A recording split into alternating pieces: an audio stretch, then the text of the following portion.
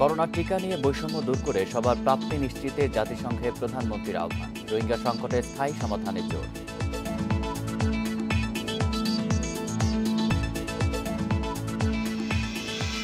Dengue আক্রান্তের ৪৯ ভাগই ২০ বছরের নিচে। জ্বর হওয়া ৩ দিনের মধ্যেই ডেঙ্গু পরীক্ষার পরামর্শ চিকিৎসকদের।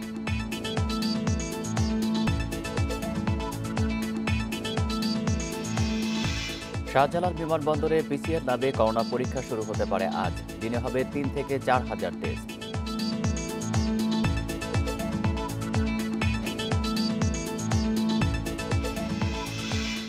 টিকার জটিলতা ও অর্থ সংকটে বিদেশে ফিরতে পারছেন না প্রায় ২ লাখ প্রবাসী কর্মী।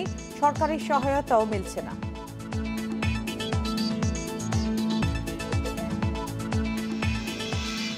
ফরিদপুরে পদ্মা নদীর তীর রক্ষা বাঁধে ভাঙন, বিলীন হয়ে গেছে সিসি ব্লকে প্রায় ১০০ মিটার অংশ।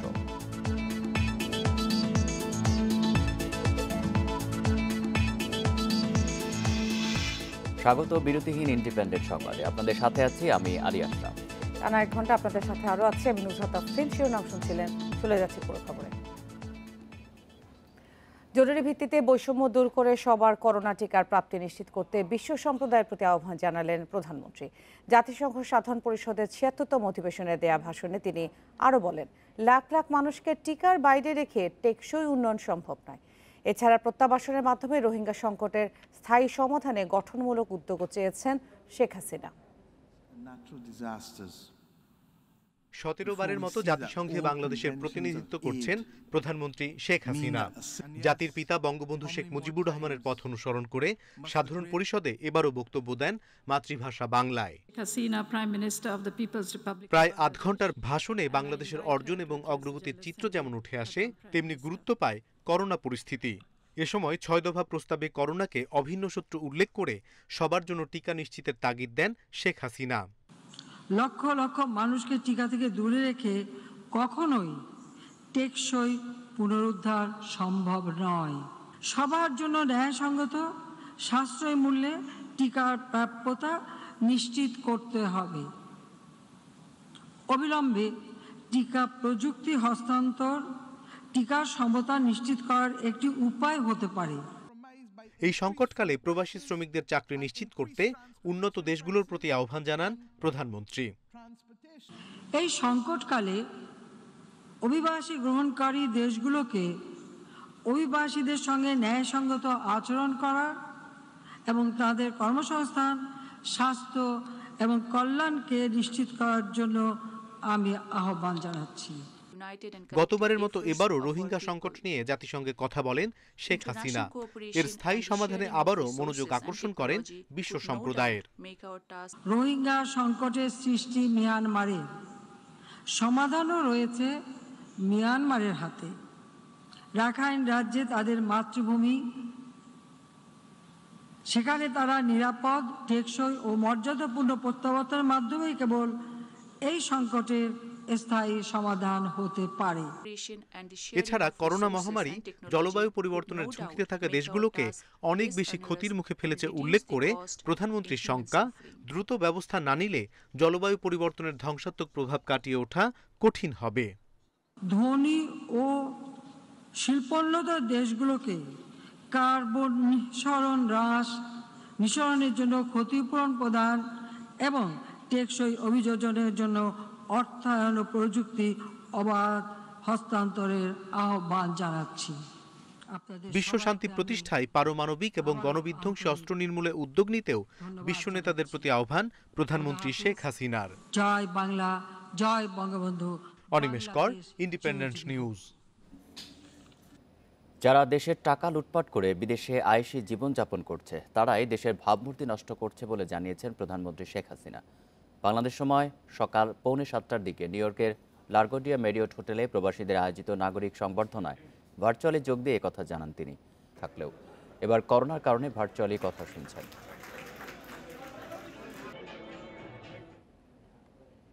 ডেঙ্গু আক্রান্তের ৪৯%ই ২০ বছরের নিচে। আগস্টের তুলনায় সেপ্টেম্বরের রোগী কিছুটা কমলেও নতুন ধরনের কারণে প্লাটিলের দ্রুত কমায় বাড়ছে মৃত্যু ঝুঁকি। শিশুরা বেশি আক্রান্ত হওয়া অভিভাবকদের বাড়তি সতর্কতার পরামর্শ বিশেষজ্ঞদের। তারা বলছেন, জ্বর হওয়া 3 দিনের মধ্যেই ডেঙ্গু পরীক্ষা করা উচিত। আগস্ট মাসে ডেঙ্গুতে আক্রান্তের সংখ্যা ৭,৬৯৮ জন। চলতি মাসে এখন পর্যন্ত আক্রান্ত ৬,৩৪৯ জন। ডেঙ্গুর নতুন ধরনের রোগী শক সিন্ড্রোমে চলে যায়। দ্রুত রক্তক্ষরণ ও শরীরে পানিশূন্যতার কারণে অচেতন হয়ে পড়ে। এতে বিপদ দেখছেন চিকিৎসকরা। শকটা বেশি হচ্ছে, ব্লাড প্রেশার কমে যাচ্ছে, পালস ভলিউম লো হয়ে যাচ্ছে, এইভাবে শকে যাচ্ছে, কিন্তু বোঝাও যাচ্ছে না। এই জন্যে এটা বেশি অতিরিক্ত বিপজ্জনক। চতুর্থ এবং পঞ্চম দিনটাকে আমরা বলছি যে কমপ্লিকেটেড স্টেজ ডেঙ্গুর, এবং এই চতুর্থ পঞ্চম দিনে আমাদের যে ইন্টারনাল ব্লিডিংটা হয়, যেটা প্লাজমা লিকেজ বলি আমরা, সেখান থেকেই বাচ্চাগুলো খারাপ হয়ে পড়ে এবং শকে চলে যায়। এবং অনেক সময় দেখা যায় শ্বাসকষ্ট হয়, যার ফুসফুসে পানি আসার ফলে বা পেটে পানি আসার ফলে অ্যাসাইটিস হয়। ঢাকা শিশু হাসপাতাল, সেন্ট্রাল, মিডফোর্ড, ঢাকা মেডিকেল সহ অন্যান্য হাসপাতালের তথ্য বলছে আক্রান্তদের ২৭% বয়স ১ থেকে ১০ বছর। তাই শিশুদের প্রতি অভিভাবকদের বাড়তি যত্ন নেওয়ার তাগিদ বিশেষজ্ঞদের। কিন্তু প্রথম ৩ দিনের মাথায় ডেঙ্গু পরীক্ষাটা করে ফেলা উচিত এবং চিকিৎসকের পরামর্শ অবশ্যই নিতে হবে। বাজারে যে ফার্মেসিতে দোকানে গিয়ে শিশুদের ক্ষেত্রে বিশেষ করে ফার্মেসির দোকানের ওষুধ না খাওয়ানোই ভালো, বিশেষ করে অ্যান্টিবায়োটিকটা। অত্যন্ত টক্সিক থাকতেছে, রেস্টলেস থাকতেছে, বাচ্চারা খুব হাসপাস করে যাচ্ছে, কান্না করছে বেশি, তারপরে হচ্ছে আপনার রক্তক্ষরণও হচ্ছে কিছু কিছু সময়ে। শিশুদেরকে সেফ রাখার জন্য ওদেরকে ফুল হাতা কাপড় চোপড় পরাবে বাবা মারা, এবং সবসময় দিনের বেলা কিন্তু এই মশাটা কামড়ায়, সবসময় কিন্তু মশারি খাটিয়ে রাখবে। আগস্টে ডেঙ্গুতে মারা যায় ৩৪ জন, আর এ মাসে এখন পর্যন্ত ১৩ জনের মৃত্যু হয়েছে। এবছরে মোট মৃত্যু ৫৯ জনের। চলতি মাসে ডেঙ্গু কিছুটা কমলেও নভেম্বর পর্যন্ত এর প্রকোপ বাড়ার আশঙ্কা বিশেষজ্ঞদের। Buddhadeb Kundu, independent news, Dhaka. ঢাকার বাইরেও ছড়িয়ে পড়েছে ডেঙ্গু রোগের প্রকোপ। গত ১ মাসে ঢাকার বাইরে ডেঙ্গুতে আক্রান্ত ১৫০০-এর বেশি মানুষ। মোট রোগীর ৫.৫%ই ঢাকার বাইরের। রাজধানীর বাইরে ডেঙ্গু আক্রান্তের এই হার আশঙ্কাজনক বলছেন চিকিৎসকেরা। বেশিরভাগ রোগী চিকিৎসকের পরামর্শ ছাড়া চিকিৎসা নেওয়ায় বাড়ছে ঝুঁকিও। এবছর ডেঙ্গুতে আক্রান্তের সংখ্যা এরই মধ্যে ছাড়িয়েছে ১৬,০০০। প্রতিদিনের পরিসংখ্যান জানান দিচ্ছে এই রোগের প্রকোপ থাকবে সামনের মাসেও। ২০১৯ সালের পর সবচেয়ে ভয়াবহ পরিস্থিতি এবার। স্বাস্থ্য অধিদপ্তরের তথ্য মতে গেল ১ মাসে ৮,৫০০ ডেঙ্গু আক্রান্তের বিপরীতে রাজধানীর বাইরের রোগী ১৫০০-এর বেশি। স্থানীয় পর্যায়ে উন্নত চিকিৎসা না পাওয়ায় অনেকেই হচ্ছেন ঢাকামুখী। ফরিদপুরের রক্ত টেস্ট করার পরে তার ওখানকার যে কর্তব্যরত চিকিৎসক যারা আছে এরা বললো যে ওখানে প্লাটিলেটের যে মানে রক্ত যে ট্রান্সফরমেশন ব্যবস্থাটা ওখানে নেই। রুগীটা মারা যাবে, রুগীর অবস্থা অনেক খারাপ, ডেঙ্গুর থেকে অনেক সমস্যা দেখা দিছে। এই কথা কওয়ার পরে ঢাকা মেডিকেল তাড়াতাড়ি নিয়ে যান। ডেঙ্গু আক্রান্ত রোগীদের অনেকেই চিকিৎসকের পরামর্শ ছাড়াই নিচ্ছেন স্যালাইন, যার কারণে বাড়ছে মৃত্যু ঝুঁকি। বাসায় বসে স্যালাইন দেব, ফার্মেসি থেকে ওষুধ নিয়ে চিকিৎসা নেব, এই সুযোগ নাই। শুরুর দিকে পানি শূন্যতা হয়, পরের দিকে গিয়ে ওই পানিগুলো আবার যখন ফ্লুইড লিকেজগুলো আবার রিকভারি হয়, পানিগুলো ব্লাডে চলে আসে, পাশাপাশি বাইরে থেকে যখন ফ্লুইড দেওয়া হয় তখন হচ্ছে ফ্লুইড ওভারলোড হয়। জ্বর হলে করোনার পাশাপাশি ডেঙ্গু পরীক্ষার পরামর্শ দিচ্ছেন চিকিৎসকেরা। ডেঙ্গু আক্রান্ত হলে অবশ্যই চিকিৎসকের নির্দেশনা অনুযায়ী ওষুধ গ্রহণ ও অন্যান্য ব্যবস্থা নেওয়ার তাগিদ তাদের। বন ইবনে কামাল, ইন্ডিপেন্ডেন্ট নিউজ, ঢাকা। বিমানবন্দরে পিসিআর ল্যাবে আজ থেকে করোনা পরীক্ষা করাতে পারবেন বলে আশাবাদ জানিয়েছেন প্রবাসী কল্যাণ ও বৈদেশিক কর্মসংস্থান মন্ত্রী ইমরান আহমেদ। প্রতিদিন ৩ থেকে ৪ হাজার মানুষ এই ল্যাবে করোনা পরীক্ষা করাতে পারবে বলে জানান তিনি। শুক্রবার শাহজালাল বিমানবন্দরে পিসিআর ল্যাব বসানোর কার্যক্রম পরিদর্শন শেষে এসব কথা জানান মন্ত্রী। প্রবাসীদের করোনা পরীক্ষায় ভোগান্তি কমাতে সবগুলো আন্তর্জাতিক বিমানবন্দরে পিসিআর ল্যাব বসানোর বিষয়টি জাতীয় সংসদে আলোচনায় আসার পর তা বাস্তবায়নে উদ্যোগ নেয় সরকার। শাহজালাল আন্তর্জাতিক বিমানবন্দরে ৬টি ল্যাবে মোট ১২টি মেশিন বসানোর কাজ চলছে পুরো দমে। শুক্রবার কাজের অগ্রগতি দেখতে বিমানবন্দরে যান প্রবাসী কল্যাণ ও বৈদেশিক কর্মসংস্থান মন্ত্রী। তিনি জানান, পিসিআর ল্যাব বসানোর কাজ দ্রুত এগোচ্ছে। শনিবারের মধ্যেই করোনা পরীক্ষা শুরু হতে পারে। উদ্যোক্তারা যারা আছেন ৬ জন, ওনারা কিন্তু আজকে রাত্রে রেডি হয়ে যাবে, এটা ওনারা কনফার্ম করেছেন। আমার সাথে আছেন, এখানে ২-১ জন আছেন। এই কনফার্মেশনের উপরেই আমি কিন্তু বলতে পারি যে ইনশাল্লাহ কালকে যদি ফ্লাইট অ্যাভেলেবল হয়, আমরা আশা করি প্যাসেঞ্জার যাওয়া আরম্ভ হবে। বিমানবন্দরে করোনা পরীক্ষার মান নিশ্চিত করতে স্বাস্থ্য মন্ত্রণালয়কে নজরদারি করতে বলা হবে জানান মন্ত্রী। যদি কোনো গাফলতি বা কোনো রং যদি হয় তাহলে ওখানে কিন্তু ছাড় দেওয়ার কিন্তু কোনো স্কোপ থাকবে না। ইউএইতে গ্রহণযোগ্যতা যেটা আছে ওনারা যেটা অ্যাকসেপ্ট করবে এটাই আমরা করব, বিকজ আমাদের কিন্তু দরকার নাই, দরকার তো ইউএই গভর্নমেন্টের। তো ওনারা যেভাবে বলবে ওইভাবে আমরা করব। অ্যান্ড আই থিঙ্ক সেই হিসাবেই আমাদের লক্ষ্যটা থাকা উচিত। লক্ষ্য মেন হলো যে আমার ওয়ার্কাররা যাক। এদিকে বিমানবন্দরে করোনা পরীক্ষার এই উদ্যোগকে স্বাগত জানিয়েছেন প্রবাসীরা। বিমানবন্দরের পিসিআর ল্যাব হলে আমাদের অনেকটাই সুবিধা হইব, আমাদের হয়রানি হওয়া লাগবে না, চিন্তা কম থাকবো, সরকারিভাবে হইলে এটা টেনশন কম থাকবো। আর ওইখানে তো দেখা যায় টাকা দিতে হয়, ইয়ার পর আবার ভোগান্তি দেখা যায়, অনেক সময় আয় না, অনেক সময় আয় রিপোর্ট। বিমানবন্দরে দ্রুত পরীক্ষার জন্য র্যাপিড পিসিআর এবং সাধারণ পরীক্ষার জন্য আরটি-পিসিআর ল্যাব স্থাপন করা হচ্ছে। মাহমুদ শরীফ, ইন্ডিপেন্ডেন্ট নিউজ, ঢাকা। লকডাউন উঠলেও টিকা জটিলতা, অর্থ সংকট সহ নানা কারণে প্রবাসে কর্মস্থলে ফিরতে পারছেন না প্রায় 2 লাখ শ্রমিক। সরকারের নানা দপ্তরে ঘুরেও মিলছে না সহায়তা। এ অবস্থায় তাদের ফেরাতে কূটনৈতিক তৎপরতা সহ ঋণ সুবিধা দেওয়ার পরামর্শ দিচ্ছেন বিশেষজ্ঞরা। কিশোরগঞ্জে সুজন ঋণ করে 2.5 বছর আগে কুয়েত গিয়ে কাজ করছিলেন দোকানে। তবে গত বছরের শুরুতে চিকিৎসার জন্য ফিরতে হয় দেশে।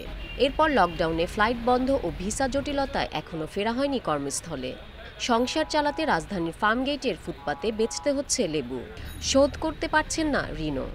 2020-এর এপ্রিল মাসে আমার ওই বায়োডাটা জমা দিয়েছি জনশক্তি কর্মসংস্থান মন্ত্রণালয়ে। এখন পর্যন্ত আমি কোনো ডাক পাই না। সুজনের মতো অর্থকষ্টে দিন কাটছে অনেক প্রবাসী কর্মীর। তাদের অভিযোগ, সরকারের নানা সংস্থায় গিয়েও মেলেনি কোনো সহায়তা। আমরা বহুত কষ্টে আছি। প্রবাসী কল্যাণ ব্যাংকে গিয়েছিলাম, তো ওরা আমাকে কোনো পাত্তাই দেয়নি লোনের বিষয়ে। মানে আমার এই সামর্থ্য নাই যে আমি 2 লাখ টাকা দিতাম, দিয়ে আবার কাতার যাইতাম। এদিকে বিশ্লেষকরা জানাচ্ছেন, গত 1 বছরে দেশে ফিরেছেন 4,08,000 প্রবাসী কর্মী। লকডাউন, ভ্যাকসিন জটিলতা, অর্থ সংকট সহ নানা কারণে কাজে ফিরতে পারছেন না 2 লাখ। তাদের ফেরাতে কূটনৈতিক তৎপরতা সহ ঋণ সুবিধা দেওয়ার পরামর্শ তাদের। প্রবাসী কল্যাণ ব্যাংকের যে সনাতনী উপায় তারা যে ঋণ সুবিধা দিয়ে থাকেন, সেই ধরনের ঋণ কার্যক্রম কিন্তু বিদেশে যাবার ক্ষেত্রে ঋণ সহায়তা আকারে দেওয়ার বিষয়টি অবশ্যই বিবেচনা করবার প্রয়োজন রয়েছে। তবে এসব শ্রমিকের চাহিদা অনুযায়ী কর্মসংস্থান, প্রশিক্ষণ ও ঋণ সুবিধা সহজ করতে প্রকল্প নিয়েছে প্রবাসী কল্যাণ মন্ত্রণালয়। 427 কোটি টাকার সেই প্রকল্পে থাকছে 13,500 টাকার নগদ সহায়তা। যুব উন্নয়ন অধিদপ্তর আছে, সমাজ কল্যাণ অধিদপ্তর আছে, তারপর হচ্ছে আপনার মহিলা বিষয়ক অধিদপ্তর আছে। আমরা তাদের সাথে একটা এমইউ করব। কেউ আবার নতুন করে বিদেশে যেতে চাচ্ছে, তখন আমরা তাকে রেফার করতে পারি যে বিএমইটিতে অথবা টিটিসিতে। এই প্রকল্পের জন্য ঋণ দিচ্ছে বিশ্বব্যাংক। আগামী বছরের শুরুতে এটি বাস্তবায়ন হবে বলেও আশা করা হচ্ছে। Irin Khatun, independent news, Dhaka. ঠাকুরগাঁওয়ে 13 শিক্ষার্থী ও 6 শিক্ষক করোনা আক্রান্ত। তবে তারা স্কুলে এসেই সংক্রমণের শিকার হয়েছে কিনা সে বিষয়ে সুনির্দিষ্ট তথ্য নেই বলে জানিয়েছেন শিক্ষা উপমন্ত্রী। বলছেন, যেখান থেকেই সংক্রমণের খবর আসছে সেখানে প্রয়োজনীয় ব্যবস্থা নেওয়া হচ্ছে। রোদেলা, মানিকগঞ্জের বেউথা এলাকার বশির উদ্দিনের মেয়ে। 3 দিন জ্বর ও শ্বাসকষ্টে ভুগে বুধবার ঢাকার কুর্মিটোলা হাসপাতালে আনার পথে মৃত্যু হয় তার। পরে তার স্কুলের সবার করোনা পরীক্ষার ফলই আসে নেগেটিভ। ঠাকুরগাঁওয়ের বাহাদুরপাড়া স্কুলের 4র্থ ও 5ম শ্রেণীর 5 শিক্ষার্থী সহ 13 শিক্ষার্থী করোনায় আক্রান্ত হলে বন্ধ করে দেওয়া হয় পাঠদান। পরে সেখানকার কয়েকটি স্কুলের 6 শিক্ষকের করোনা শনাক্ত হয়। বাহাদুরপাড়া যেটা, ওটা আপাতত 4 and 5 বন্ধ থাকবে। যারা আক্রান্ত মনে হয়েছে আমাদের কাছে, তাদের টেস্ট আজকে করানো হয়েছে। সর্বশেষ এগুলো আপাতত বন্ধ থাকবে, কারণ তারা তো ক্লাস করেছে। এদিকে চট্টগ্রামের সাংবাদিকদের প্রশ্নের জবাবে শিক্ষা উপমন্ত্রী জানান, স্কুলে এসে শিক্ষার্থীর করোনা আক্রান্ত হওয়ার সুনির্দিষ্ট কোনো তথ্য নেই। করোনা সংক্রমণ তারা যে ঘরে থাকলে হতো না বা স্কুলে যাওয়ার কারণে হয়েছে, এটার কোনো সত্যতা বা প্রমাণ এখন পর্যন্ত নেই। যে তারা স্কুলে না গেলেও তো অন্যান্য জায়গায় আত্মীয় স্বজনের বাসায়, বিনোদনের জায়গায় সবখানে যাচ্ছিলেন। তো সুনির্দিষ্ট কিছু জায়গায় আমরা দেখেছি এটা হয়েছে, আমরা কিন্তু প্রিকশনারি ব্যবস্থা নিয়েছি। তবে যেখানে শিক্ষার্থীর করোনা সংক্রমণের খবর পাওয়া যাচ্ছে সেখানেই সতর্কতামূলক ব্যবস্থা নেওয়া হচ্ছে বলেও জানান শিক্ষা উপমন্ত্রী। রেজওয়ানুল হক, ইন্ডিপেন্ডেন্ট নিউজ ডেস্ক। দেশে করোনায় আরও ৩১ জনের মৃত্যু হয়েছে। এর মধ্যে পুরুষ 18 এবং নারী 13 জন। এ নিয়ে মোট প্রাণহানি হল ২৭,৩৬৮ জনের। আর 24 ঘন্টায় করোনা শনাক্ত হয়েছে ১,২৩৩ জনের। পরীক্ষা বিবেচনায় শনাক্তের হার ৪.৫৪%। ৩ দিন ধরে করোনা সংক্রমণের হার ৫%-এর নিচে। তবে গত ২৪ ঘন্টায় মৃতের সংখ্যা 7 জন বেড়ে ৩১ জনে দাঁড়িয়েছে। এর মধ্যে পুরুষ 18 এবং নারী 13 জন। এ নিয়ে মোট প্রাণহানি হল ২৭,৩৬৮ জনের। ৮১৫টি ল্যাবে 24 ঘন্টায় ২৭,১৪১ নমুনা পরীক্ষায় করোনা শনাক্ত হয়েছে ১,২৩৩ জনের। পরীক্ষা বিবেচনায় শনাক্তের হার ৪.৫৪%। শুক্রবার স্বাস্থ্য অধিদপ্তরের বিজ্ঞপ্তিতে জানানো হয়, দেশে মোট করোনা আক্রান্তের সংখ্যা দাঁড়ালো ১৫,৪৯,৫৫৩ জনে। বিশেষজ্ঞরা বলছেন, সংক্রমণ কমার এই হার ধরে রাখতে হবে। লক্ষ্য থাকবে শূন্যে নামিয়ে আনা। সেই সাথে সচেতন থাকতে হবে অন্যান্য দেশের ভ্যারিয়েন্টের বিষয়ে। যেহেতু সংক্রমণের সংখ্যা কম, নিশ্চিতভাবে মৃত্যু কমবে। তবে এটাকে আমাদের টেকসই করতে হবে, দীর্ঘস্থায়ী করতে হবে। সেটা হলো আমাদের এখন লক্ষ্যমাত্রা হওয়া উচিত সামনে সংক্রমণ শূন্য থাকবে বা তার কাছাকাছি, যাতে করে আমাদের জীবন একেবারে সব স্বাভাবিকভাবে চলতে পারে। দেশে 24 ঘন্টায় সুস্থ হয়েছেন আরও ১,৪১৩ জন। এ নিয়ে মোট সুস্থ ১৫,০৯,২০২ জন। সুলতানা জাহান মিতু, ইন্ডিপেন্ডেন্ট নিউজ, ঢাকা। ফরিদপুরে পদ্মা নদীর তীর সংরক্ষণ বাঁধের সিসি ব্লকে ভাঙন দেখা দিয়েছে। এর মধ্যে বিলীন হয়ে গেছে সিসি ব্লকের প্রায় ১০০ মিটার অংশ।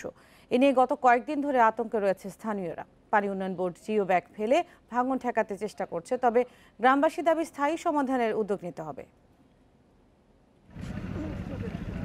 সোমবার হঠাৎ করে ভাঙতে শুরু করে ফরিদপুর সদর উপজেলার ডিকরিচর ইউনিয়নের পদ্মা নদী তীর সংরক্ষণ বাঁধ। এরপর দফায় দফায় ভাঙনে গত কয়েকদিনে বিলীন হয়েছে প্রায় ১০০ মিটার অংশ।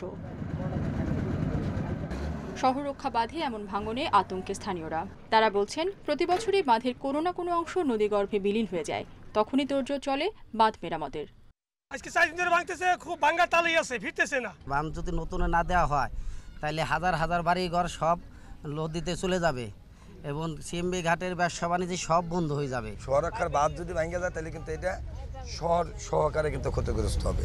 পানি উন্নয়ন বোর্ড বলছে, ভাঙনের খবর পাওয়ার সাথে সাথে ঘটনাস্থল পরিদর্শন করে প্রয়োজনীয় ব্যবস্থা নেওয়া হয়েছে। পানি উন্নয়ন বোর্ডের এক্সেন সুপারিনটেন্ডেন্ট ইঞ্জিনিয়ার, তারপরে এসডি এসও সবাই এসে মাঠে দেখি বাঁধ যাতে না ভাঙে এই কারণে স্বাভাবিকভাবে বস্তা ফেলাইতেছে।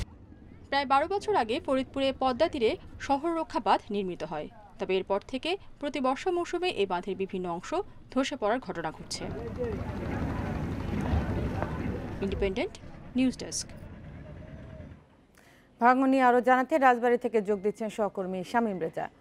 শামীম, কোন কোন এলাকা আসলে ভাঙনের কবলে পড়েছে এবং যেটি রিপোর্টে বলছিল যে পানি উন্নয়ন বোর্ড জিও ব্যাগ ফেলছে, স্থায়ী ভাঙন রোধে যে পদক্ষেপ নেওয়ার কথা সেটি কি নেওয়া হচ্ছে কিনা?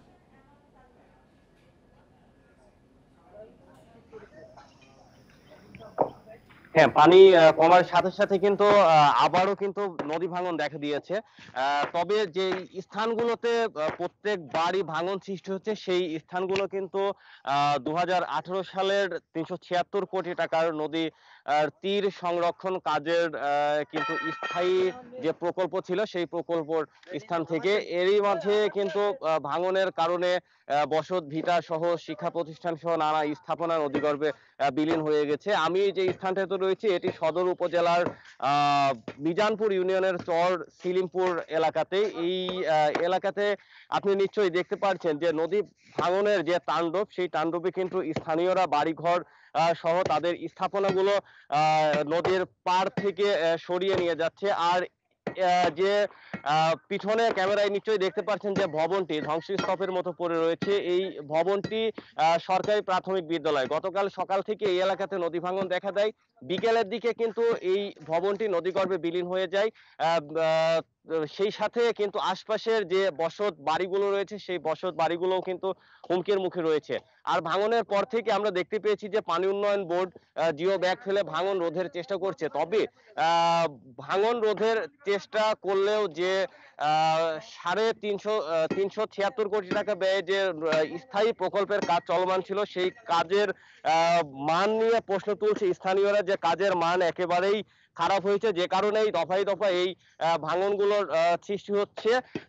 আর পানি উন্নয়ন বোর্ড বলছে যে ভাঙন রোধের জন্য তারা চেষ্টা চালিয়ে যাচ্ছেন, নদীর গতিপথ পরিবর্তন এবং পদ্মার পানি কমার কারণেই মূলত এই ভাঙন দেখা দিয়েছে। তবে ভাঙন রোধের জন্য স্থায়ী পদক্ষেপ নেওয়া হবে বলে বলছেন পানি উন্নয়ন বোর্ড। শামীম রেজা জানাচ্ছিলেন ভাঙনের খবর রাজবাড়ী থেকে। কারাগার থেকে মুক্তির পর প্রীতিলতা ছবির মাধ্যমে আবার কাজে ফিরছেন চিত্রনায়িকা পরিমণি। ব্রিটিশ বিরোধী আন্দোলনে প্রীতিলতার আত্মাহুতি দিবস উপলক্ষে এফডিসিতে সংবাদ সম্মেলনে আসেন তিনি। জানান, চ্যালেঞ্জ হিসেবেই নিয়েছেন প্রীতিলতা চরিত্রটি। ব্রিটিশ বিরোধী আন্দোলনে আত্মাহুতি দেন প্রীতিলতা ওয়াদ্দেদার। মুক্তিকামী মানুষের কাছে অনুপ্রেরণা হয়ে ওঠে তার আত্মত্যাগ। প্রীতিলতাকে নিয়ে গত বছর চলচ্চিত্র নির্মাণ শুরু করেন পরিচালক রাশিদ পলাশ। এরই মধ্যে ছবির ৩৫ ভাগ কাজ শেষ হয়েছে। তবে ৪ আগস্ট গ্রেপ্তার হন ছবির মূল চরিত্রে অভিনয় করা চিত্রনায়িকা পরিমণি। মাদক মামলায় কারাগারেও যেতে হয় তাকে, পরে জামিনে মুক্তি পান। মুক্তির পর প্রীতিলতা ছবির মধ্য দিয়েই অভিনয়ে ফিরেছেন পরিমণি। প্রীতিলতাকে ব্যাখ্যা করার জন্যই তো আসলে আমাদের এই জার্নিটা। এটা তো আসলে মাইক সামনে নিলাম, ক্যামেরা সামনে আসলো, তারপর এক্সপ্লেন করার কিছু নেই। আমরা একটা সিনেমা বানাচ্ছি এবং আমি প্রীতিলতা ক্যারেক্টারটা প্লে করছি, কতটুকু করছি সেটার জন্য শুধুই আমি বলবো, সবাইকে অনুরোধ করব আমাদের এই জার্নিটার সাথে থাকুন। অবশ্যই আমরা সুন্দর কিছু দেখাতে চাই। পরিচালক জানিয়েছেন, ছবিটিতে প্রীতিলতার সংগ্রাম, জীবন আদর্শ, সাহসিকতার চিত্র তুলে ধরা হবে। প্রীতিলতা নিয়ে আসলে ফিল্ম বানানোর কিছু নেই, প্রীতিলতার জীবনটা একটা ফিল্ম, আমরা ওটাকেই চিত্রায়িত করার চেষ্টা করছি। আমরা এর জন্য, যেহেতু এটা একটা ঐতিহাসিক চলচ্চিত্র, এই জন্য আমাদের অনেক বেশি প্রস্তুতির প্রয়োজন ছিল। আমরা আমাদের সব ধরনের প্রস্তুতি প্রপার ওয়েতে নেওয়ার চেষ্টা করছি। আগামী বছরের মাঝামাঝি প্রীতিলতা ছবিটি মুক্তি পাবে বলে জানিয়েছেন পরিচালক। Nahid Kamal, independent news, Dhaka. দেখছেন বিরতিহীন ইন্ডিপেন্ডেন্ট সংবাদ। সংবাদে আরো যা থাকছে। টাঙ্গাইলে ত্রাণ গুদাম ও দুর্যোগ ব্যবস্থাপনা কেন্দ্র নির্মাণে অনিয়মের অভিযোগ, 5 মাসেও কার্যক্রম শুরু করা যাচ্ছে না।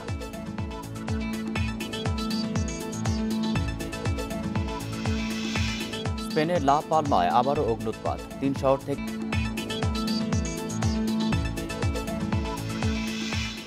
টাঙ্গাইল জেলা ত্রাণ গুদাম ও দুর্যোগ ব্যবস্থাপনা তথ্য কেন্দ্র নির্মাণে অনিয়ম ও গাফিলতির অভিযোগ উঠেছে ঠিকাদারি প্রতিষ্ঠানের বিরুদ্ধে।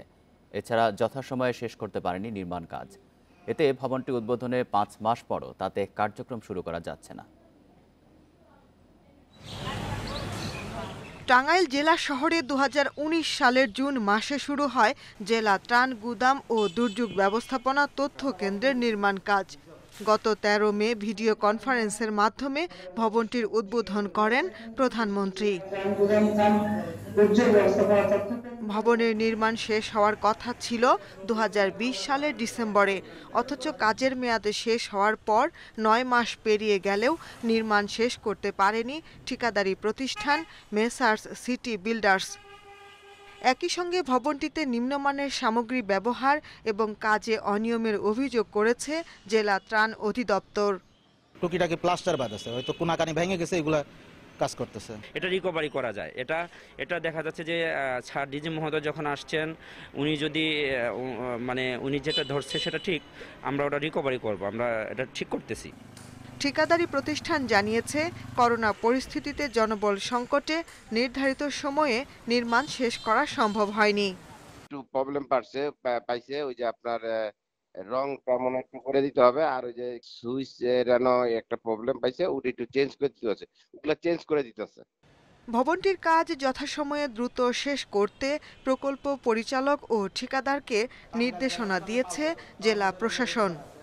এই কাজগুলো যথাযথভাবে করার জন্য প্রকল্প পরিচালককে এবং ঠিকাদারকে নির্দেশনা প্রদান করা হয়েছে এই কাজগুলো যথাযথভাবে স্পেসিফিকেশন অনুসারে সম্পন্ন না হলে তাদের বিল প্রদান করা হবে না মর্মে ত্রাণ অধিদপ্তরের মহাপরিচালক মহোদয় আমাদের সামনে ঘোষণা দিয়েছে। টাঙ্গাইলের জেলা ত্রাণ গুদাম ও দুর্যোগ ব্যবস্থাপনা তথ্য কেন্দ্রের ভবন নির্মাণে ব্যয় ধরা হয় 1,73,00,000 টাকা। Independent news desk. চলতি বছরের বিশ্বে একমাত্র জলদস্যু মুক্ত বন্দর হতে চলেছে চট্টগ্রাম বন্দর। গোয়েন্দা নজরদারি ও নিরাপত্তার জোরদারে বিদেশি বাণিজ্যিক জাহাজে এখন পর্যন্ত ঘটেনি কোনো জলদস্যুতা। কোস্টগার্ড বলছে বিদেশি জাহাজ মালিকদের আস্থা ফেরায় বাণিজ্যিক পরিধি বাড়বে বাংলাদেশে, তবে সক্ষমতা বাড়িয়ে বন্দরকে আরও নিরাপদ করতে চায় বাহিনীটি। চলতি বছরের 8 ফেব্রুয়ারি পিকে মারিনা জাহাজের ক্যাপ্টেনের কাছ থেকে অভিযোগ আসে সবজিবাহী 3টি কাঠের নৌকা দিয়ে ডাকাতি চেষ্টার। পরে অভিযান চালিয়ে আটক করা হয় 9 ডাকাতকে। পরদিন এমভি মিয়া সাতু নামের আরেক জাহাজে জোর করে উঠে যায় ডাকাতরা। খবর পেয়ে তাদেরকে আটক ও ডাকাতির মালামাল উদ্ধার করা হয়। কয়েক বছর আগেও বিদেশি জাহাজ মালিকদের কাছে চট্টগ্রাম বন্দর ও বহির্নোঙর ছিল আতঙ্কের নাম। দিনে দুপুরে ঘটত চুরি ডাকাতির মতো ঘটনা। চলতি বছর এখন পর্যন্ত জাহাজে ঘটেনি কোনো জলদস্যুতা। দস্যুতা পর্যবেক্ষণ ও প্রতিরোধের সংস্থা আইএমবি ও রিক্যাপের তথ্য মতে চলতি বছর সারা বিশ্বে বাণিজ্যিক জাহাজে জলদস্যুতার ঘটনা ঘটেছে 35টি, যেখানে বাংলাদেশে একটিও ঘটেনি। 2016 সালের পর থেকে জলদস্যুতা প্রতিরোধে বিশেষ জোর দেয় কোস্টগার্ড। আইএমবি ও রিক্যাপের তথ্য বলছে 2010 থেকে 15 পর্যন্ত 41টি ঘটনা ঘটেছিল, অথচ 2016 পর থেকে এ পর্যন্ত ঘটেছে মাত্র 13টি। জাহাজ 24 ঘন্টা ঘুরতে থাকে বহির্নোঙরে, আবার আমরা হাই স্পিড বোট রেখে দিয়েছি পতেঙ্গায় কুইক রেসপন্স করার জন্য, এবং পুরাটা আমরা সার্ভেলেন্স করি রেডারের মাধ্যমে বা ক্যামেরার মাধ্যমে। এই জিনিসগুলোর মাধ্যমে এটা শূন্যর দিকে চলে আসতেছে। জলদস্যুতার ঘটনাগুলোর ক্ষেত্রে 3টি দেশের জাহাজের ক্যাপ্টেনদের সম্পৃক্ততা পেয়েছে কোস্টগার্ড। তাদের বিরুদ্ধে ব্যবস্থা নিতে আন্তর্জাতিক সংস্থার কাছে অভিযোগ করেছে সংস্থাটি। মালয়েশিয়ার দক্ষিণে একটা, মালয়েশিয়ার উত্তর দিকে 2টা, এরকম 3টা দেশ আছে। এদের ক্যাপ্টেনরা এরকম আর কি, কারণ ওরা তো বারবার বাংলাদেশে আসে, ওরা বাংলাদেশে কোন হোটেলে কি আছে এই লেভেল পর্যন্ত জানে তারা, তো ওরা একটু ইয়ে করে আর কি। বাট আমরা স্ট্রিক্টলি মনিটর করলে এখন আপাতত পারতেছে না আর কি। অত্যাধুনিক জাহাজ ও স্পিডবোট যুক্ত করে সার্বক্ষণিক নজরদারির মাধ্যমে সমুদ্রকে নিরাপদ করতে দৃঢ়প্রতিজ্ঞ coastguard. Masudur Rahman, independent news, Chittagong. জ্বর ও ঠান্ডাজনিত রোগের প্রকোপ বেড়েছে। আক্রান্তদের বেশিরভাগই শিশু। বেড খালি না থাকায় অনেক শিশুকে চিকিৎসা দিতে হচ্ছে মেঝেতে। এ নিয়ে আরও জানাতে কুষ্টিয়া জেনারেল হাসপাতাল থেকে যোগ দিচ্ছেন সহকর্মী মিলনুল্লাহ। মিলন, কুষ্টিয়া জেনারেল হাসপাতালের পরিস্থিতি কেমন দেখছেন? হাসপাতালে কোনো ধরনের সংকট আছে কিনা? হ্যাঁ, আপনি আসলে যেমনটি বলছিলেন, আমি এখন অবস্থান করছি কুষ্টিয়া জেনারেল হাসপাতালের আউটডোর বিভাগে।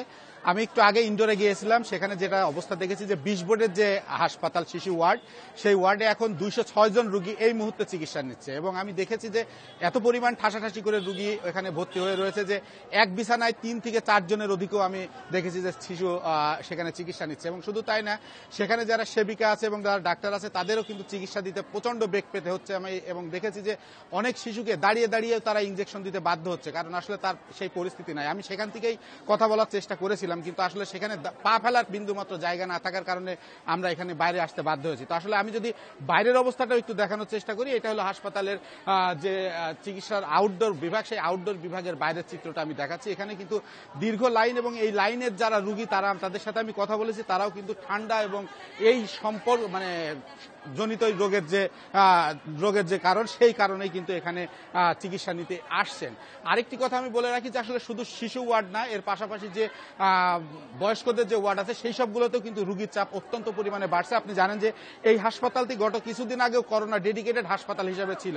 মাত্র 20-25 দিন আগে এই হাসপাতালটিকে আবার নর্মালি নিয়ে আসা হয়েছে এবং সাধারণ রুগী এখানে ভর্তি করা হচ্ছে। তারপরের থেকে কিন্তু এখানে রুগীর চাপ অত্যন্ত বাড়ছে। এবং একটি কথা বলে রাখি যে এখন এখন প্রায় 9:30 বাজতে চললো। আমি কিন্তু এখানে আউটডোরে বিভিন্ন কক্ষ ঘুরে দেখেছি যে এখানে রুগীর দীর্ঘ লাইন থাকলেও কিন্তু এখানে কর্তব্যরত যে চিকিৎসকরা এখনো এসে পৌঁছাননি, যার কারণে এই যে দুই পাশে যে দেখছেন যে রুগীর ভিড়, এরা কিন্তু শুধুমাত্র এই চিকিৎসা নিতে আসা রুগীর সংখ্যা এখানে বেশি এবং তারা ডাক্তারের অপেক্ষা করছে। তো আমি আসলে এই ব্যাপারগুলো নিয়ে এখানকার যিনি আরএমও আছেন ডাক্তার আশরাফুল আলম, তার সাথে কথা বলেছি।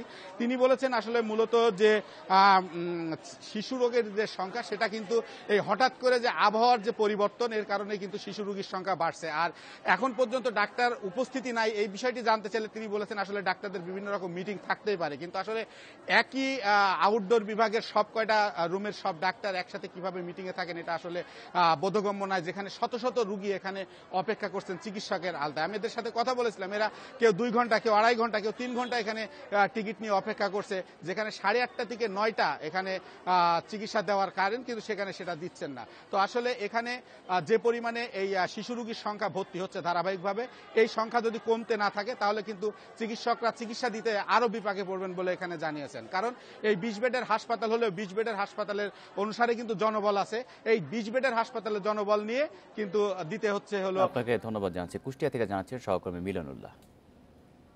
কিশোরগঞ্জের নিকটিতে ঘুরতে গিয়ে 2 পর্যটক হাওরের পানিতে গোসল করতে নেমে নিখোঁজ হয়েছেন। তাদের খোঁজে উদ্ধার অভিযান চালাচ্ছে পুলিশ। নিখোঁজরা হলেন গাইবান্ধা সদর উপজেলার ভবানীপুর গ্রামের আলমগীর ও কুমিল্লার লাকসাম উপজেলার রনি। পুলিশ জানায় শুক্রবার বেলা 11টার দিকে নিকলি বেড়িবাঁধ থেকে 2টি ট্রলারে নিয়ে 60 জন পর্যটক হাওরে ঘুরতে যায়। পরে ঘোড়া দিয়ে হাওরে গোসল করতে নামেন তারা। এ সময় পানিতে তলিয়ে যায় 2 জন। এই ঘটনার পর থেকে উদ্ধার অভিযান অব্যাহত রেখেছে পুলিশ।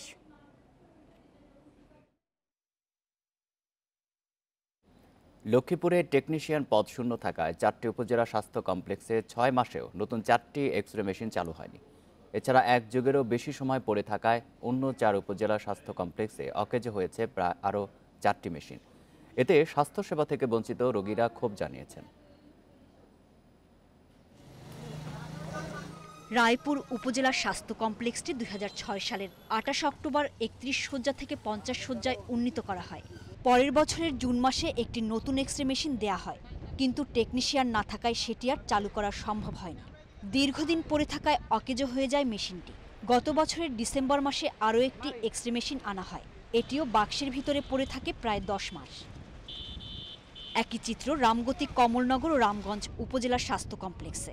এসব স্বাস্থ্য কমপ্লেক্সের আরও 6টি এক্স-রে মেশিন কোনো কাজে আসছে না। এ কারণে চরম ভোগান্তির শিকার হচ্ছেন চিকিৎসা নিতে আসা রোগীরা। বাধ্য হয়ে বাইরে থেকে বেশি টাকা এক্স-রে করাতে হচ্ছে তাদের। এখানে আসার পরে এখানে এক্স-রে নাই, আমি নিরাময় এক্স-রে করছি, ওটা আমি ডাক্তারের দেখাইছি, ডাক্তার তারপরে তৎক্ষণাৎ আমার বলছে যে আপনি এটা চিকিৎসা করেন, চলে গেছে আমি ঢাকায়। এটা একটা চরম দুর্ভাগ্য যে এখানে এক্স-রে মেশিন আছে কিন্তু টেকনিশিয়ান নাই, একইভাবে ইসিজির টেকনিশিয়ান আছে কিন্তু ইসিজি মেশিন নাই। এক্স-রে মেশিন ইনটেক পড়ে আছে, পরপর 2টা মেশিন আসছে, 3টা মেশিন আসছে, কিন্তু মেশিনে আসে আমাদের এখানে কোনো টেকনিশিয়ান সরকার দিচ্ছে না। সিভিল সার্জন বলছেন টেকনিশিয়ান না থাকায় সেবা দেওয়া সম্ভব হচ্ছে না। প্রতি মাসে জনবল চেয়ে তালিকা পাঠানো হয় অধিদপ্তরে। 4 উপজেলার কোথাও এই পোস্টে লোক নাই, আর না থাকার জন্য আমার এই নতুন মেশিনগুলো আমরা সেইভাবে আর চালাতে পারতেছি না। আমরা প্রথমে মনে করেছিলাম যে আউটসোর্সিং থেকে লোক নিয়োগ দিয়ে তাদের মারফত এগুলো চালাবো। প্রতিদিন লক্ষ্মীপুরের 4 উপজেলার স্বাস্থ্য কমপ্লেক্সে অন্তত 2000 রোগী চিকিৎসা নিতে আসেন।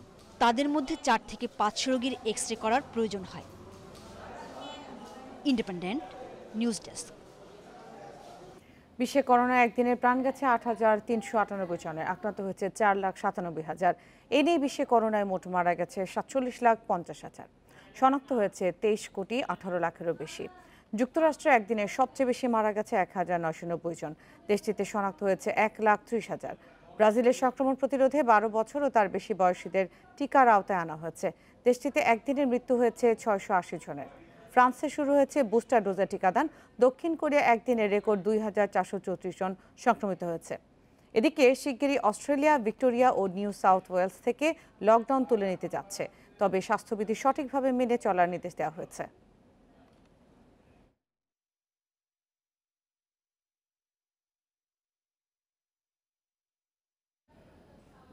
স্পেনের ক্যানারি দ্বীপের লা পালমায় আগ্নেয়গিরিতে অগ্নুৎপাত আরও ভয়াবহ হয়ে উঠেছে। তীব্রতা বাড়ায় দ্বীপ ত্যাগ করতে বাধ্য হয়েছেন উদ্ধারকর্মীরা।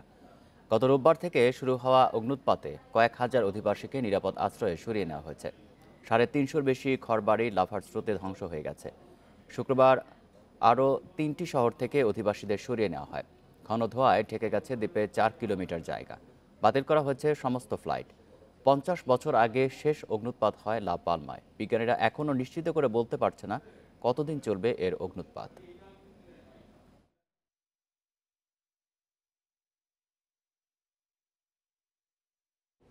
ভারতের রাজধানী দিল্লির রোহিণী কোর্টে এজলাসে গুলিতে প্রাণ গেল মোস্ট ওয়ান্টেড আসামি জিতেন্দ্র গোগি সহ 3 জনের। এই ঘটনায় তার প্রতিপক্ষ টিল্লু গ্রুপ জড়িত বলে ধারণা করা হচ্ছে। তবে দিল্লির খাস আদালতে এই সহিংসতার ঘটনায় পুলিশ প্রশাসনের ভূমিকা নিয়েও প্রশ্ন উঠেছে। আদালত কক্ষে বিচারকের সামনেই চলছে গোলাগুলি। দেখে সিনেমার দৃশ্য মনে হলেও বাস্তবে তা ঘটেছে দিল্লির রোহিণী কোর্টে। শুক্রবার আদালতের 207 নম্বর কক্ষে বিচারক গগনদীপ সিংহের এজলাসে চলছিল শুনানি। আদালতে হাজিরার জন্য আনা হয়েছিল দিল্লির মোস্ট ওয়ান্টেড সন্ত্রাসী জিতেন্দ্র গোগিকে। তাকে লক্ষ্য করেই হঠাৎ গুলি, এতে ঘটনাস্থলেই মারা যান গোগি। পুলিশের বরাতে ভারতের সংবাদ মাধ্যমগুলো বলছে, আইনজীবীর পোশাকে এজলাসে আসে হামলাকারীরা। রাজধানীর খাস আদালতে এই ঘটনায় প্রশ্ন উঠেছে পুলিশ প্রশাসনের ভূমিকা নিয়েও। জবাবে বিষয়টি খতিয়ে দেখার কথা জানিয়েছেন দিল্লির পুলিশ প্রধান। দিল্লির গোগি টিল্লু গ্রুপের বিরোধ দীর্ঘদিনের। সাম্প্রতিক সময়ে তাদের সংঘাতে প্রাণ গেছে অন্তত 25 জনের। জিতেন্দ্র গোগিকে ধরতে 4 লক্ষ রুপির পুরস্কার ঘোষণা করেছিল দিল্লি পুলিশ। পুরস্কার ঘোষণা করেছিল হরিয়ানা পুলিশও। Nusrat Serin, independent news. সরকার গঠনের পর থেকে তালেবানের মধ্যে বিরোধ প্রকট হয়ে উঠছে। বিদেশি বাহিনী আফগানিস্তান ছাড়ার পর কাবুলে ক্ষমতা দখল করে তালেবান। কিন্তু তালেবানের কট্টরপন্থী না উদারপন্থীরা শাসন করবে আফগানিস্তান, তা নিয়ে দেখা দিয়েছে মতবিরোধ। আফগানিস্তান তালেবানের দখলে আসে 15ই আগস্ট। এরই মধ্যে প্রকাশ্যে আসতে শুরু করে তালেবানের অন্তর্কোন্দল। নেতৃত্ব থেকে শুরু করে শাসন ব্যবস্থা সব ইস্যুতে দেখা দিয়েছে মতবিরোধ। উপপ্রধানমন্ত্রী মোল্লা আব্দুল গনি বারাদারের জনসমক্ষে আসা বন্ধ হয়ে গেলে বিরোধের খবর আরও জোরালো হয়। এরপর প্রকাশ্যে আসে প্রেসিডেন্ট প্যালেসে হাক্কানি নেতা ও বারাদারের হাতাহাতির খবর।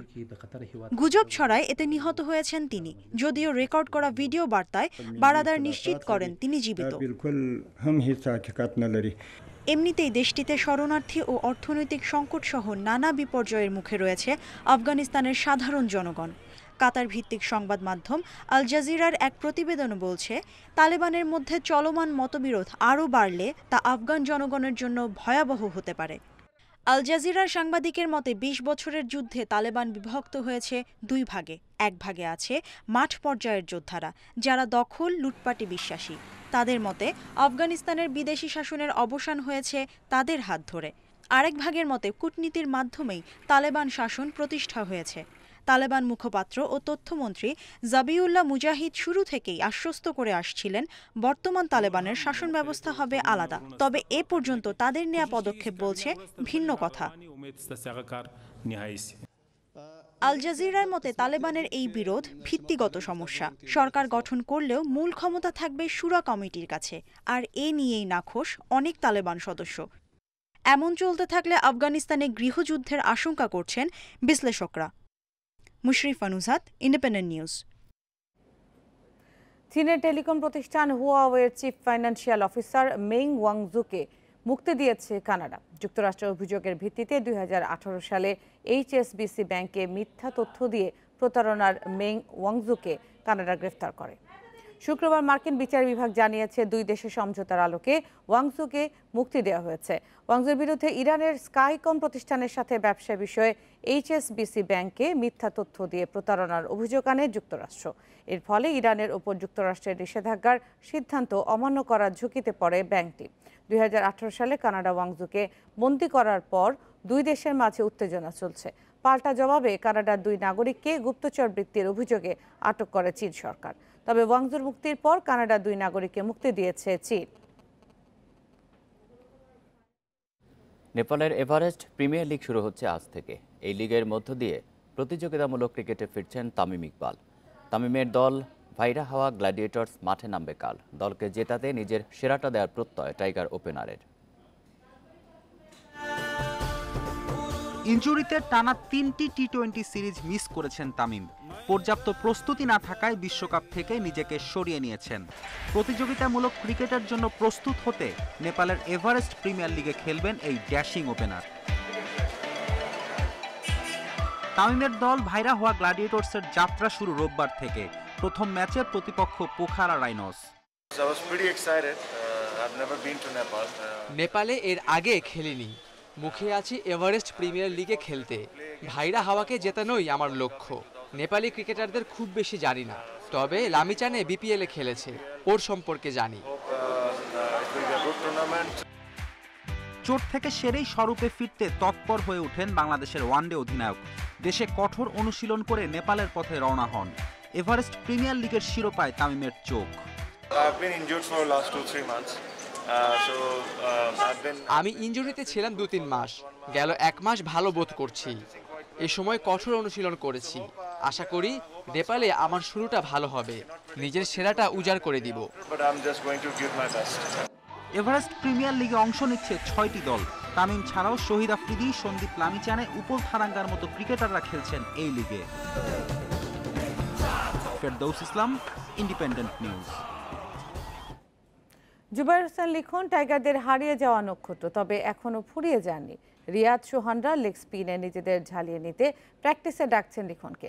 জাতীয় দলে ফেরার স্বপ্ন এখনো প্রবলভাবে লালন করছে লিখন। টি-20তে সব দেশের বড় শক্তি লেগ স্পিনার। আসছে বিশ্বকাপে সে জায়গায় বড় ঘাটতি বাংলাদেশের। টাইগার স্কোয়াডে যে নেই কোনো লেগই। বিপ্লব আছেন, তবে স্ট্যান্ড বাই হিসেবে। বিশ্বকাপের মূল পর্বে তাই কঠিন চ্যালেঞ্জ বাংলাদেশের। সুপার 12-এ যে এশিয়ান দেশগুলোর গ্রুপে পড়ার জোর সম্ভাবনা টাইগারদের, যেখানে মোকাবেলা করতে হবে রশিদ খান, শাদাব খান, বরুণ চক্রবর্তীর মতো লেগ স্পিনারদের। খুব একটা লেগ স্পিন খেলা হয়নি টাইগার ব্যাটারদের, তাই তো জুবায়ের লিখনকে অনুশীলনে নিয়ে এসে প্রস্তুতি সারছেন রিয়াদ শামীমরা, যা কাজে লাগবে আরব আমিরাতে। তা আমি নিজে থেকেই বলি যে ভাই বোলিং কেমন হচ্ছে বা কি, তো সবাই বলে যে খুব ভালো হচ্ছে। এখন বোলিং এর রেসিভ আসছে, লাইন লেন খুব ভালো হয়েছে। তো এই জিনিসগুলো আসলে আমাকে ইন্সপায়ার করে, তো আমি এই জিনিসগুলো ওনাদের কাছ থেকে নেই। লেগ স্পিনারদের ঘরোয়া লিগে আসলে ম্যাচ কম খেলা হয়, যার জন্য আসলে ওই জায়গাটাতে ক্লিক করা টাফ। তো এটা আসলে টিম ম্যানেজমেন্ট প্ল্যানিং করে ওনারা যেটা ভালো মনে করছে ওটাই করেছে। লেগ স্পিনার নেই এই আক্ষেপ নির্বাচকদের মতো লিখনেরও আছে। দেশে লেগ স্পিনার আক্ষেপ দূর হোক চান তিনি, ফিরে আসতে মুখিয়ে রয়েছেন। সবাই যদি একটু আমাদের উপর আস্থা রাখে তো আমরা ভালো করতে পারবো। আমাদের আসলে অনেক প্রেশারে থাকতে হয়, অনেক ইয়ে থাকতে হয়। তো এটা আসলে অভ্যস্ত হয়ে গেছি, যেহেতু আমাদের এখানে সিস্টেমটা এমন, তো অভ্যস্ত হয়ে গেছি এই প্রেশার নিয়ে ক্রিকেট খেলতে হবে, সুযোগ পেলে ভালো কিছু করতে হবে। গেল এনসিএলে বিসিবি নিয়ম করে দিয়েছিল একজন লেগই খেলানোর। রিশাদ, বিপ্লব, আফ্রিদি সহ লেগ স্পিনারদের উন্নতিতে সেই নিয়ম এবারও বজায় রাখার দাবি লিখনের। ফেরদৌস ইসলাম, ইন্ডিপেন্ডেন্ট নিউজ। শুরু হয়ে গেছে বিসিবি নির্বাচনের আনুষ্ঠানিক কার্যক্রম। প্রথম দিন পরিচালক পদে মনোনয়ন তুলেছেন 8 জন। তার মধ্যে প্রথমবার নির্বাচন করছেন সাবেক অধিনায়ক খালেদ মাসুদ পাইলট। এছাড়া মনোনয়ন তুলেছেন শেষ কমিটিতে থাকা আকরাম খান ও আজামা নাসির। কঠিন চ্যালেঞ্জের মধ্যে পড়লেও কাউন্সিলরদের ওপর ভরসা রাখছেন পাইলট। বলছেন রাজশাহীকে পরিণত করবেন ক্রিকেট উন্নতির রোল মডেল হিসেবে। ছুটির দিনে ফাঁকা মিরপুর। ছেলেকে নিয়ে মাঠে এসেছিলেন মাহমুদুল্লাহ। ব্যাটে বলের অনুশীলন করেননি। ছেলের সাথে সময় কাটিয়ে ফিরেছেন টি-20 অধিনায়ক। ততক্ষণে সাবেক অধিনায়ক খালেদ মাসুদ পাইলটের আগমন।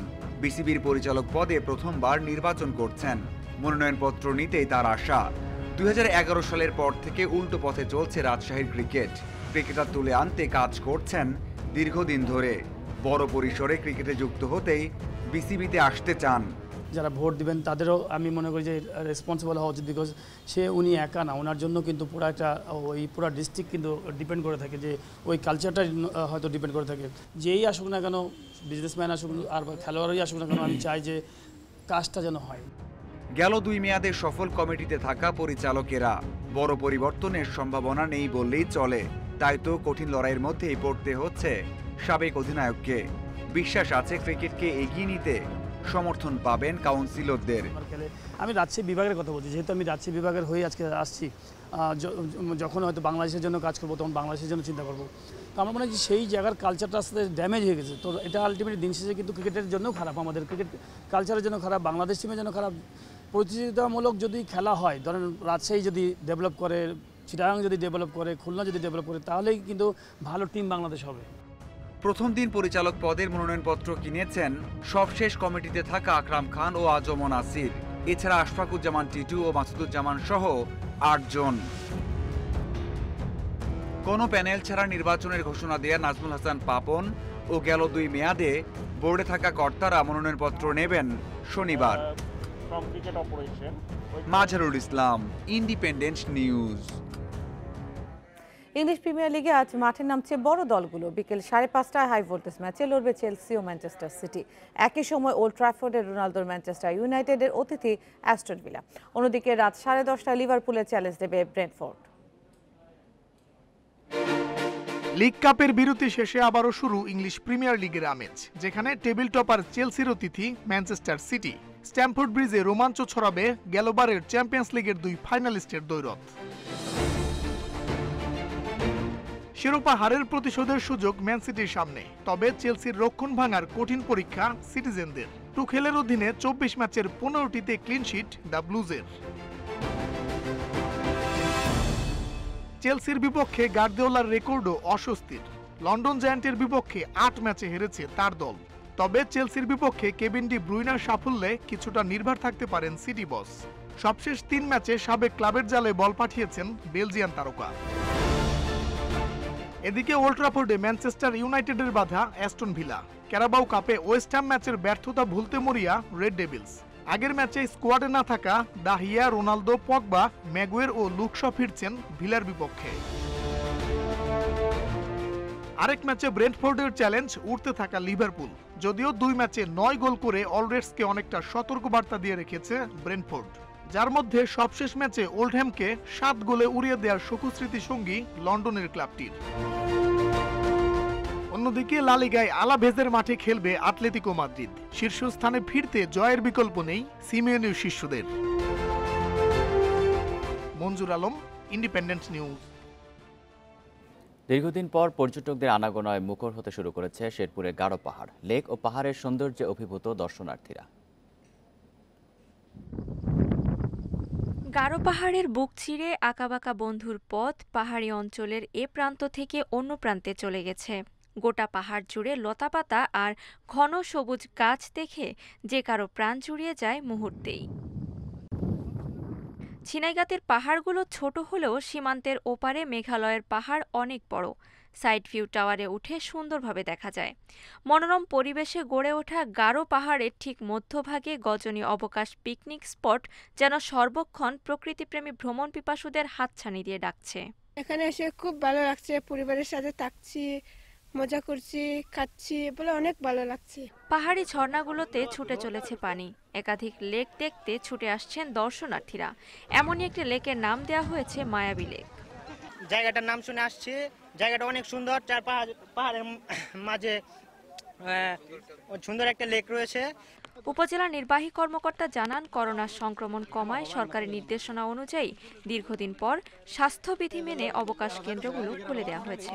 জেলা প্রশাসনের নির্দেশে আমরা উপজেলা প্রশাসন দর্শনার্থীরা যাতে সামাজিক দূরত্ব বজায় রাখে, মাস্ক পরিধান করে, সেই লক্ষ্যে আমরা তাদেরকে সচেতন করছি। জেলা প্রশাসনের উদ্যোগে নতুন করে পাহাড়ের বুক জুড়ে তৈরি হয়েছে সুদীর্ঘ ওয়াকওয়ে। পর্যটন বিকাশের যে সমূহ সম্ভাবনা রয়েছে সেটা আমরা এখন দেখতে পাচ্ছি যে গারো পাহাড় একটু অপরূপ সৌন্দর্যে বিকশিত হয়েছে। সৌন্দর্যের এ লীলাভূমি দেশের পর্যটন শিল্পের বিকাশে অবদান রাখার পাশাপাশি যথেষ্ট কর্মসংস্থান তৈরির সুযোগ করে দিয়েছে। Independent news desk. এই ছিল এখনকার সংবাদ। আর ইন্ডিপেন্ডেন্ট এডিসি সব খবরের বিস্তারিত দেখতে চোখ রাখুন ফেসবুক, ইউটিউব, টুইটারে। ধন্যবাদ সবাইকে।